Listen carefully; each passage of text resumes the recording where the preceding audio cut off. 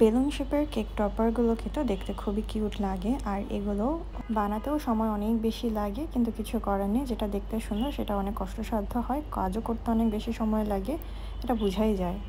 আর বৃষ্টির দিনে ফন্ডেন্টের কাজ করা যে কী প্যারাদায়ক কাজ, এটা কে বুঝবে যারা এটা কাজ করে না। যারা ফন্ডেন্ট নিয়ে কাজ করে তাদের এটা খুব ভালো আইডিয়া আছে। বাতাসে হিউমিডিটি এত বেশি থাকে যে ফন্ডেন্টের কাজ করা মাত্রই তা ভিজে যায়। আর ফন্ডেন্ট যদি হার্ড না হয় তাহলে কিন্তু কাজও ভালো হয় না, মানে খুব বেশি বাজে হয়ে যায় ফন্ডেন্টের কাজ তখন।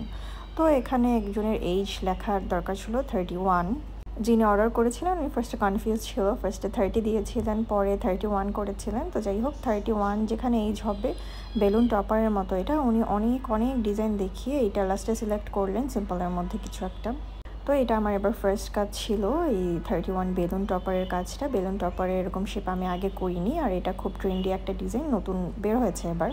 এই ডিজাইনটা কিন্তু এখন খুব চলছে বাংলাদেশে, এবং দেশের বাইরে তো চলছে অবশ্যই। আর এটা দেখতেও খুব সুন্দর লাগে। ওই যে ফলিক বেলুনগুলো থাকে না কেকের উপরে যে থাকে হ্যাপি বার্থডে এরকম এইজ লেখা, এই বেলুনের শেপ আর কি এখানে দিতে হবে। এটা যেমন রেড কালার সুন্দর, বাট গোল্ডেনটা দিলে আমার কাছে বেশি বেলুন বেলুন মনে হয়। Rose gold, golden colour, light pink, এগুলো আসলে আমার কাছে একটু বেশি বেশি মনে হয় যে অনেক বেশি কিউট লাগবে। আর ওইটার যে একটা ইফেক্ট আসে, এটা আসলে অন্য কালারে আসে না। তো গোল্ডেন কালারটা দিলে বেশি বেটার হতো, বাট ক্লায়েন্ট এই রেড টাইপেরই পছন্দ করেছিলেন, তাই রেড টাইপেরই দেওয়া।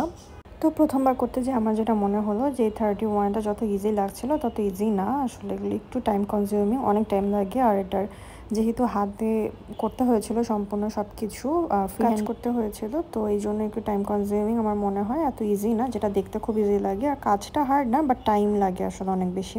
ফ্রি হ্যান্ডের যে কোনো জিনিসই খুব টাইম কনজিউমিং। আর করার পর মনে হচ্ছিলো যে না, জিনিসটা দেখতে খুব কিউট হয়। আর আবার মনে হচ্ছিলো যেটা গোল্ডেন কালার করলে আরও বেশি অনেক কিউট হতো, বাট নেক্সট ডে করলে আমি অবশ্যই আমার ক্লায়েন্টকে রেফার করবো যাতে উনি গোল্ডেন কালারটাই নেন।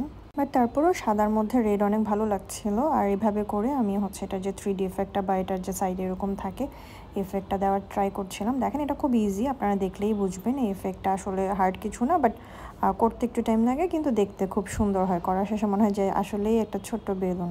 ওয়ানটা করা তুলনামূলক ইজি হলো, থ্রিটা করা কিন্তু একটু টাইম কনজিউমিং বেশি ছিল, আর একটু হার্ড বেশি লেগেছিল আমার কাছে থ্রিটা। কিন্তু দিন শেষে মনে হচ্ছিল যে না, কিউট হয়েছে। বাট একটা জিনিস, আমি যখন পুরোটা বানালাম এরপরে মনে হলো যে ওয়ানটা একটু ছোট হয়েছে থ্রি থেকে। পরে দেখলাম যে না, এটা খুব বেশি ভিজিবল লাগছিল না, বাট আমি যেহেতু বানাচ্ছিলাম তাই আমি বুঝতে পারছিলাম। যেহেতু আমি মাপ সেম নিয়েছিলাম, ছোট বড় হওয়ার কোনো চান্স ছিল না, তারপরও যেহেতু থ্রিটা একটু কার্ভ আছে, এটা দেখতে একটু বড় লাগছিল। ওয়ানটা তো কোনো কার্ভ ছিল না, তো এই জন্য আমার মনে হচ্ছে ওয়ানটা একটু দেখতে ছোট লাগছিল। এটার জন্য আর কোনো ইয়ে না, যেহেতু এটা ফার্স্ট বার, সো একটু এমন হতেই পারে। পরের বার যখন করবো তখন অনেক কিছু আসলে মাপটাপ সব কিছুই ঠিক থাকবে আশা করি। এটা যখন বসালাম তখন মনে হচ্ছিল যে কেকটা আরেকটু বড় হলে আরেকটু ভালো হতো, যেটা আমার মনে হচ্ছে। কারণ একটা ছোট কেকের সব কাস্টমাইজেশন আসলে ভালো লাগে না। তারপরেও যেহেতু হোয়াইট কেক ছিল, ফুটেছে, দেখতে সুন্দর হয়েছে। এখানে একটু চিয়ার্স লিখে দিতে বলেছিল আমাকে, cheers to and happy birthday my babe, এটাও ছিল। তো এগুলো লেখা শেষ করার পরে আমার মনে হচ্ছিল যে হ্যাঁ, এবার অ্যাড করে দেখি কেমন হয়। বাট আমার বারবারই মনে হচ্ছিল কেকটা যদি 1 পাউন্ডের উপরে হতো, একটু হাইট কেক হতো, জিনিসটা অনেক সুন্দর হতো। অথবা রেক্টেঙ্গেল কেক হতো, তাহলেও অনেক সুন্দর হতো। বাট যেহেতু কেকটা ছোট, তাই আমার বসানোটা একটু প্যারা লাগছিল আমার কাছে। বাট ক্লায়েন্টের রিকোয়ারমেন্ট কিছু করা ছিল না, এটা 1/2 পাউন্ড কেকে এটা বসাতে হয়েছিল আমার। এই যে এখন আমি এটা একটু পিছনে টুথপিক অ্যাড করে নিয়েছিলাম, যেহেতু ফন্ডেন্ট একটু হার্ড হবে ক্রিমটা থেকে, আর কেকটা ছোট, তাই এখানে আমি যদি এভাবে করে একটু টুথপিক অ্যাড করে নিই তাহলে পড়ার কোনো চান্সেস থাকে না। না হলে যেতে যেতে, যেহেতু বাসা দূরে, তো যেতে যেতে ডেলিভারি করার সময় পড়ে যাওয়াটা খুব স্বাভাবিক থাকে। আর বৃষ্টির দিন ফন্ডেন্ট হার্ড হয় না, পিচ্ছিল হয়ে যায়, পড়ে যায়, খুব ঝামেলা হয়। তো এই যে থ্রিটা অ্যাড করলাম, থ্রিটা অ্যাড করার পর মনে হচ্ছে যে ওয়ানটাও অ্যাড করে এখন দিব।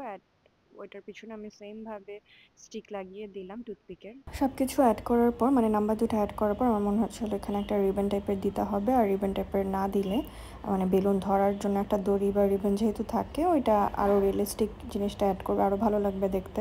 তো দুই সাইডে দুইটা রিবন অ্যাড করার পরে আমার কাছে মনে হচ্ছিলো যে হ্যাঁ, জিনিসটা এখন অনেক কিউট হচ্ছে। বাট বারবারই মনে হচ্ছে কেকটা যদি একটু হাইট বেশি হতো আরও বেশি অনেক কিউট হতো দেখতে। 1/2 পাউন্ড না হয়ে যদি জিনিসটা 1 পাউন্ড হতো আরও অনেক বেশি কিউট হতো, বা রেক্টেঙ্গেল হলে আরও বেশি কিউট লাগতো। যাই হোক, যা হয়েছে হয়েছে, সমস্যা নেই। ক্লায়েন্টকে দেখানোর পর ক্লায়েন্ট পছন্দ করেছে, উনি যেমন চাচ্ছিল ওটা হয়েছে। আমি লেখাগুলো এখন অ্যাড করে দিচ্ছিলাম। আর চিয়ার্স টুটা সাইডে বসাবো না উপরে, এটা নিয়ে আমি একটু কনফিউজ ছিলাম। তো পরে আমি উপরে যেহেতু খালি ছিল, আমি উপরেই বসিয়ে দিলাম, এভাবেই আমি পাঠিয়ে দিলাম। যেহেতু এটা বনানীতে ডেলিভারি ছিল, তো এই জন্য আমার একটু মানে স্টিকটা ভালো মতো দিতে হচ্ছে, পিছনেও আমি একটু টুথপিক দিয়ে দিয়েছিলাম যাতে পড়ে না যায়। তো এখন ফটো সেশন করার পালা। এখন মনে হচ্ছে যে একটু যখন ঘেমে গিয়েছে আরও অনেক কিউট লাগছিল দেখতে। আমি একটু গ্লিটার অ্যাড করেছিলাম, অল্প একটু, বাট রেড গ্লিটার যদি আমার কাছে ভালোটা থাকতো এটা অ্যাড করে দিতাম। তো যাই হোক, দেখতে কিন্তু অনেক কিউট হয়েছে, সবাই পছন্দ করার মতো একটা ডেকোরেশন, সবাই আসলে করতে পারে না এটা।